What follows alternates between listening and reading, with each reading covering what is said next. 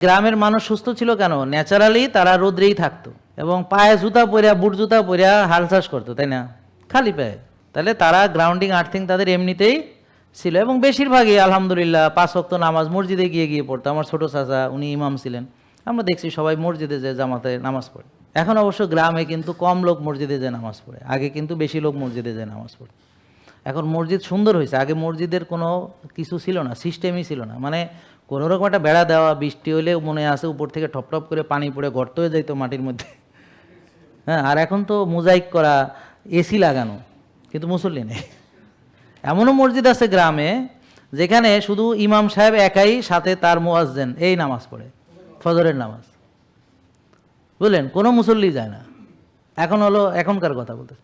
তাহলে শুধু সরিষার তেল খাইয়া তো আর মানে সমস্যা না, সমস্যা তো এখানে অনেক কিছু। সরিষার তেল খাইছে, ন্যাচারালি ডিম খাইছে, মাছ খাইছে ন্যাচারাল, এবং সেগুলো খাইছে রেয়ারলি, বিকজ বেশিরভাগ সময় তাদের আলু ভর্তা, ডাল, মরিচ ডলা দিয়ে, ভাত এতগুলা দিয়ে খাইতে হয়েছে।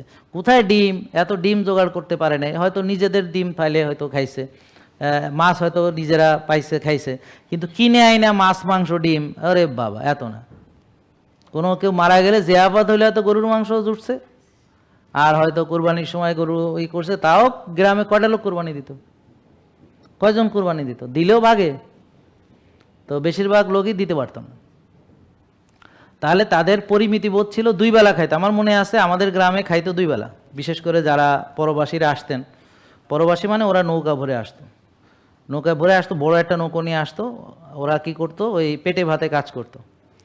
আর ওই যে ধান টান যা হইতো, পরে 3 ভাগের 1 ভাগ ধান ওরা নিয়ে যাইতো নৌকা ভরে, আর পেটে ভাতে কাজ করতো। তো 2 বেলা খাইতো, এক বেলা এক একজন 1.5-2 গামলা খাইতো।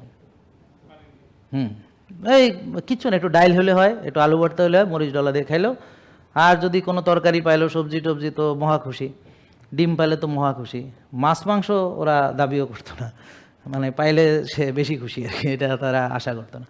তো এই জন্যে তারা মেইনলি কার্বোহাইড্রেট জাতীয় খাইতো, এবং 12-14 ঘন্টা কাজ করাতে ওই সব কার্বোহাইড্রেট শক্তিতে রূপান্তর হয়ে তার বার্ন হয়ে যেত। তাদের আর কোষে ওভারলোডও হইতো না, ফ্যাটি লিভারও হইতো না। ব্যাপারটা বুঝলেন? তো ওরা ওইগুলো কাজে লাগাইতো। জেকে লাইফস্টাইল লিমিটেড, ওষুধ মুক্ত সুস্থ জীবন।